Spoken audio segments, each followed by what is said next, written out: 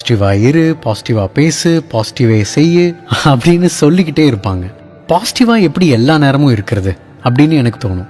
அது எல்லாம் இந்த கதையை கேட்கறதுக்கு முன்னாடி வரைக்கும் தான். ஒரு கம்பெனியில் ராஜான்னு ஒருத்தன் வேலை பார்த்துட்டு இருந்தான். அவன் எப்பவுமே பயங்கர ஆக்டிவாக இருந்திருக்கான், சந்தோஷமாகவும் இருந்திருக்கான். அங்கே வேலை பார்க்குற எல்லாத்துக்குமே அவனை பார்த்து ஆச்சரியமாக இருக்கும். எப்படி இவன் மட்டும் ரொம்ப ஜாலியாக இருக்கான், சந்தோஷமாக நல்ல மூட்லேயே இருக்கான் அப்படின்னு தோணிக்கிட்டே இருக்கும். ஒரு நாள் அந்த கம்பெனிக்கு புதுசாக ரவின்னு ஒருத்தன் வேலைக்கு சேர்ந்திருக்கான். ராஜாவை கவனிச்சிருக்கான். ராஜா ரொம்ப சந்தோஷமா ஆக்டிவா இருக்கிறத பார்த்து அவங்கிட்ட, எப்படி நீ மட்டும் இவ்வளோ சந்தோஷமா இருக்க, எல்லாத்தையும் பாசிட்டிவா பாக்குற அப்படின்னு கேட்டிருக்கான். அதுக்கு ராஜா சிரிச்சுக்கிட்டே சொல்லியிருக்கான், ஒவ்வொரு நாள் காலையிலயும் நான் எந்திரிக்கும் போது நான் எனக்குள்ளேயே கேட்டுப்பேன், இப்போ உனக்கு 2 சாய்ஸ் இருக்கு. நீ சந்தோஷமான விஷயத்த யோசிச்சுட்டு இன்னைக்கு ஃபுல்லா சந்தோஷமா இருக்க போறியா, இல்ல சோகமான விஷயத்த எதையாவது நினைச்சுக்கிட்டு நாள் ஃபுல்லா டல்லா இருக்க போறியா அப்படின்னு. நாள் ஃபுல்லா டல்லா எதுக்கு இருக்கணும், சந்தோஷமான விஷயத்தையே யோசிக்கலாம் அப்படின்னு அதையே சூஸ் பண்ணி நாள் முழுக்க சந்தோஷமாவே இருக்கேன் அப்படின்னு சொல்லியிருக்கான்.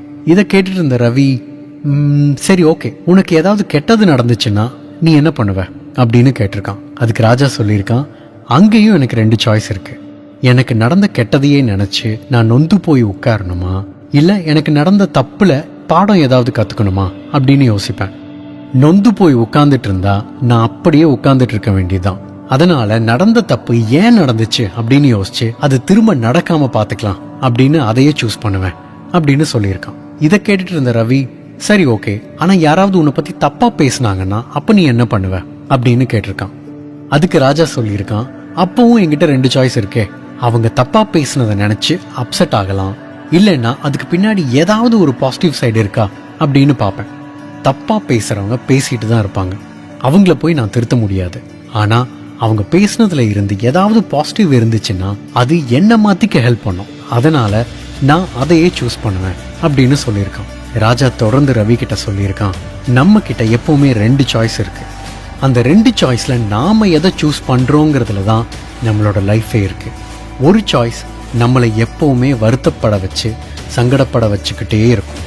இன்னொரு சாய்ஸ் நம்மளை சந்தோஷமா சிரிச்சுக்கிட்டு நல்ல மூட்லயே வச்சிருக்கோம். என்ன கேட்டா முதல் சாய்ஸ் எடுத்தா நம்மளை வேலையே செய்ய விடாது, முடங்கி போட்டுடும். ஆனா 2வது சாய்ஸ் எடுத்தேன்னா எப்பவுமே சந்தோஷமாவே இருக்கலாம், உன்னை சுத்தி இருக்கிறவங்களே உன்னால சந்தோஷமா வச்சுக்க முடியும் அப்படின்னு ராஜா ரவி கிட்ட சொல்லியிருக்கான். இந்த இன்சிடென்ட்டுக்கு அப்புறம் ராஜா வேற ஒரு கம்பெனிக்கு வேலைக்கு போயிட்டான். ரவியும் வேற ஒரு கம்பெனிக்கு வேலைக்கு போயிட்டான். ரொம்ப வருஷம் கழிச்சு ராஜாவுக்கு ஆக்சிடென்ட் ஆயிருக்கிறதா ரவிக்கு நியூஸ் வந்திருக்கு. ராஜா எந்த ஹாஸ்பிட்டல்ல இருக்கான் அப்படின்னு விசாரிச்சுட்டு ரவி போய் பார்த்திருக்கான்.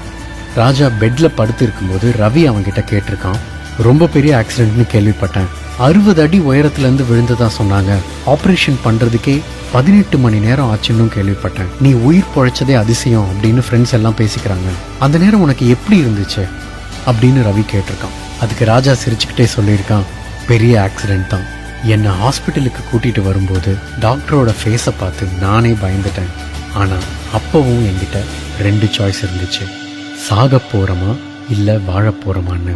செத்தா என்ன நடக்கும்னு நமக்கு தெரியாது, அதனால வாழ்ந்து பார்த்துக்கலான்னு முடிவு பண்ணி டாக்டர் கிட்ட சொன்னேன், டாக்டர் வாழலான்னு முடிவு பண்ணிட்டேன், அதனால எனக்கு எதுவும் நடக்காது, நீங்க தைரியமா ஆபரேஷன் பண்ணுங்க அப்படின்னு சொன்னதா ராஜா சொல்லியிருக்கான். இதுதாங்க லைஃப். என்னைக்குமே நம்ம கிட்ட 2 சாய்ஸ் இருக்கு. நெகட்டிவா சூஸ் பண்ணி வருத்தப்பட்டு உட்கார்ந்து இருக்க போறோமா, இல்ல பாசிட்டிவா இருந்து லைஃபை முன்னோக்கி எடுத்துட்டு போறோமா. நெகட்டிவா இருந்தா உட்கார்ந்து அழுதுகிட்டே இருக்க வேண்டியதுதான், அதுக்கப்புறம் எதுவுமே நடக்காது. ஆனா சிரிச்சுக்கிட்டு சந்தோஷமா இருந்து பாருங்க, இந்த உலகமே உங்க பின்னாடி வரும். ராஜா சொன்ன 2 சாய்ஸ் நமக்கும் டெய்லி இருக்கு. காலையில எந்திரிக்கும் போது நமக்கு நடந்த நல்ல விஷயத்த மட்டும் யோசிச்சுட்டு எந்திரிங்க, அந்த நாள் ஃபுல்லா நல்லா இருக்கும். கெட்ட விஷயத்த யோசிச்சுட்டு எந்திரிங்க, அந்த நாள் ஃபுல்லா வீணா போயிடும். சந்தோஷமா பாசிட்டிவான விஷயங்களை மட்டுமே யோசிச்சு நம்மளை சுத்தி இருக்கிறவங்களையும் சந்தோஷமா வச்சுப்போம். தேங்க்யூ. உன் வாழ்க்கை உன் கையில்.